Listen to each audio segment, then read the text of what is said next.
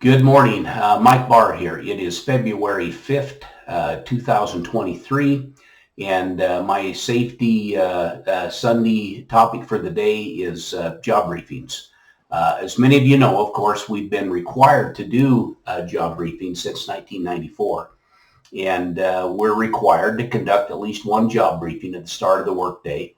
And and that is the requirement, even if it's just routine work.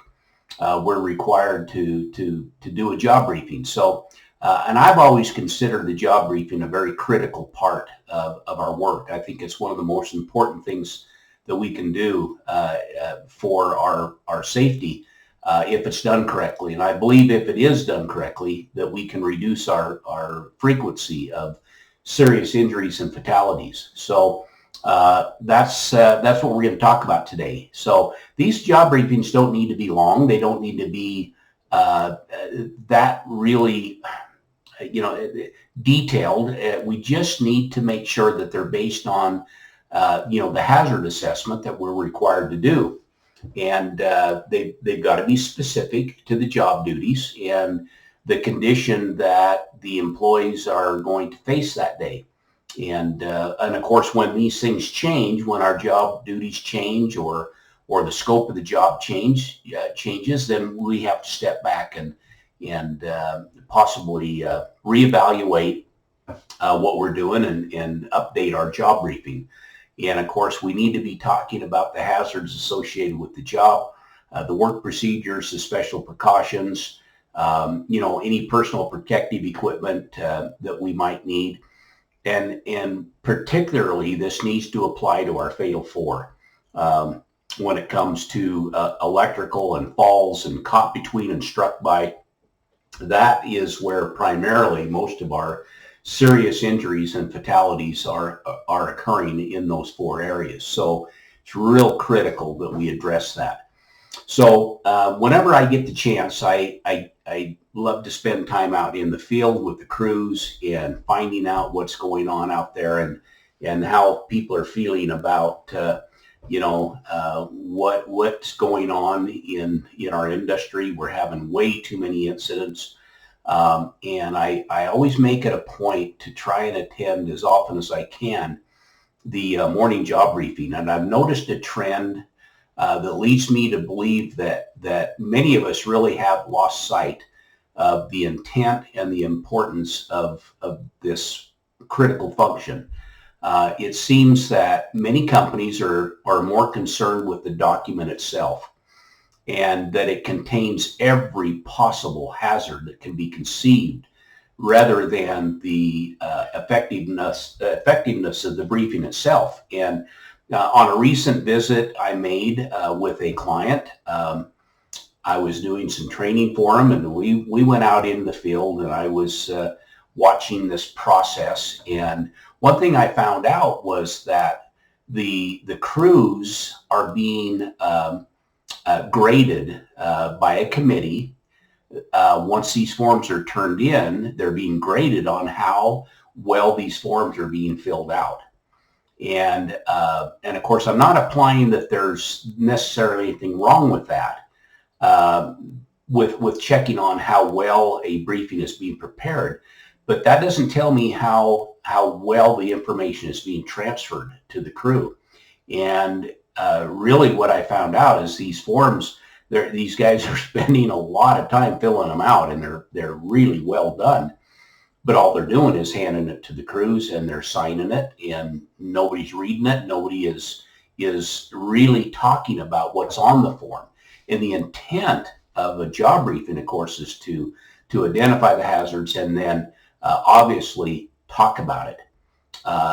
There has to be a discussion, and so I kind of think that some of these guys are a little bit overwhelmed with how much information and how detailed some of these forms are getting. And I understand why companies are doing this. They're really trying to protect themselves if something happens. When OSHA comes in and said, "Hey, have you done your job briefings?" Well, yeah, here you go. Look how detailed they are.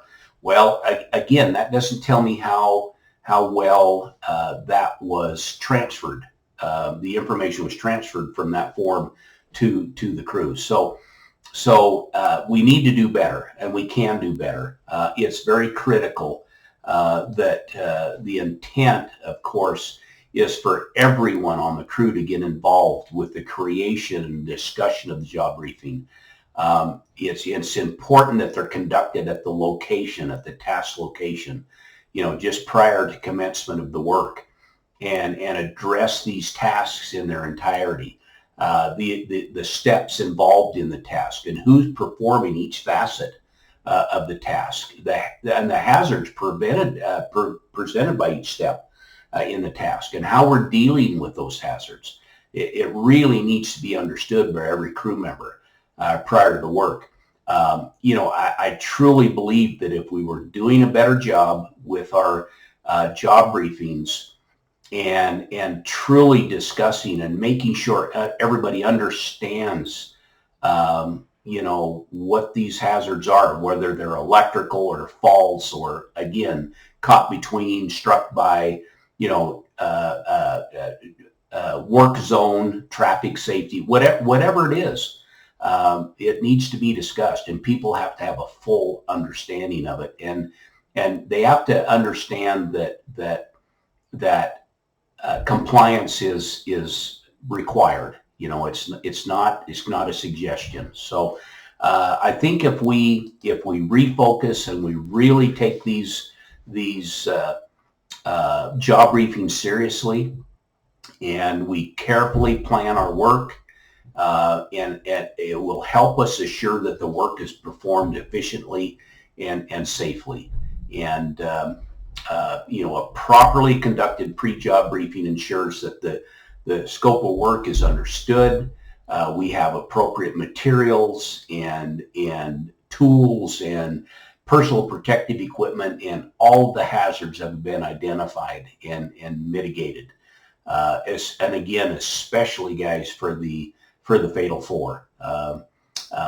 Your electrical and your falls and your caught between and struck by. It really is important that all affected employees understand, what it is that's expected of them, and we can do better. I know we can. We're just having, again, way too many of these incidents occurring, and I tell people we have some of the brightest, most well-trained people in any industry. And there's just really no reason to continue week after week and month after month to see and read about how many lives have been taken, and families that now have to deal with their loved ones gone. So anyway, we can do better. And remember that whatever you're doing, however you approach your work, you're the last one to have the hands on it. You're the last one to be, to have that thought go through your head on, what got you where you're at, what you're about to do, and what the outcome's going to be, for you and your coworker. So be careful out there. Keep an eye out, not only for yourself, but your brothers and sisters. And let's all go home to our families and our loved ones, and be safe. See you.